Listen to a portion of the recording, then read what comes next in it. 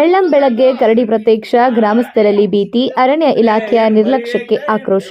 ಹೌದು, ಇದು ಚಳ್ಳಕೆರೆ ತಾಲೂಕಿನ ನನಿವಾಳ ಗ್ರಾಮದಲ್ಲಿ ಬೆಳ್ಳಂಬೆಳಗ್ಗೆ ಕರಡಿ ಪ್ರತ್ಯಕ್ಷವಾದ ಘಟನೆ ಗ್ರಾಮಸ್ಥರಲ್ಲಿ ತೀವ್ರ ಆತಂಕ ಸೃಷ್ಟಿಸಿದೆ. ಗ್ರಾಮದ ಗುಡ್ಡ ಭಾಗಕ್ಕೆ ಹೊಂದಿಕೊಂಡಿರುವ ಪ್ರದೇಶದಲ್ಲಿ ಕಳೆದ ಕೆಲ ದಿನಗಳಿಂದ ಕರಡಿ ಹಾಗೂ ಚಿರತೆಗಳ ಹಾವಳಿ ಹೆಚ್ಚಾಗಿದೆ ಎಂದು ಸ್ಥಳೀಯರು ಆರೋಪಿಸಿದ್ದಾರೆ.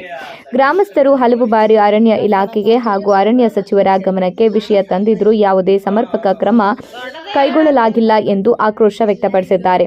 ದಿನನಿತ್ಯ ಕಾಡು ಪ್ರಾಣಿಗಳ ಭಯದಲ್ಲಿ ಬದುಕುವ ಪರಿಸ್ಥಿತಿ ನಿರ್ಮಾಣವಾಗಿದ್ದು, ಮಕ್ಕಳು ಹಾಗೂ ಮಹಿಳೆಯರು ಮನೆ ಬಿಟ್ಟು ಹೊರಗೆ ಹೋಗಲು ಹೆದರುತ್ತಿದ್ದಾರೆ.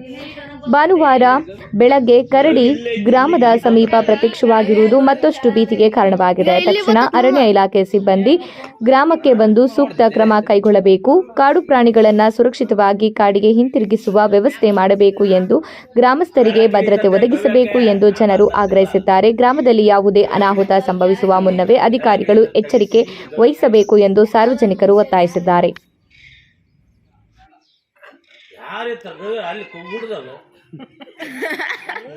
ಮನುಷ್ಯರಂತ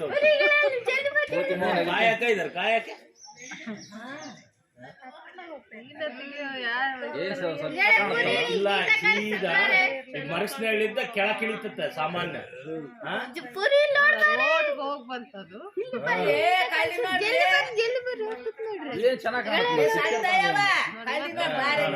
ಸೀದಾ ಈ ಗವ್ಯಕ್ ಬರ್ಬೋದು ಸಾಮಾನ್ಯ ಅದು.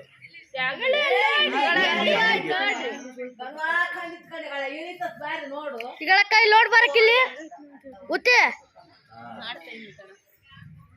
ಶಿವರಾತ್ರಿ ಅದು ಇವತ್ತು ವಿಶೇಷ ಕಳ್ಳಿ. ಶಿವರಾತ್ರಿ ವಿಶೇಷ ಕಳ್ಳಿ.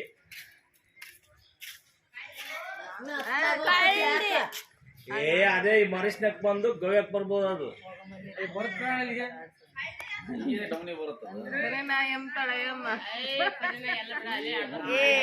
ಕರೇನ ಯಾರು? ಅದು ನಾಯಿ. ಅದು ಆರಾಮ ಕಾಣುದು ಕಳ್ಳಿ ಅಂತ.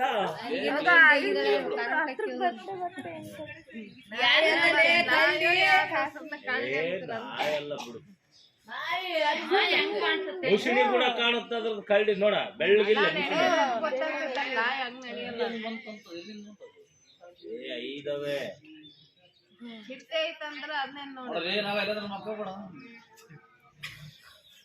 ಅಲ್ಲ ಇವತ್ತು ತಗೋಕಂತಿದ್ರಲ್ರಿ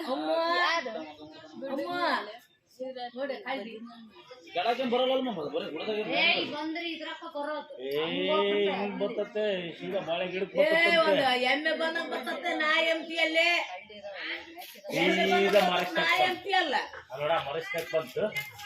ಈಗ ಗವ್ಯಕ್ ಬಂದ್ರೆ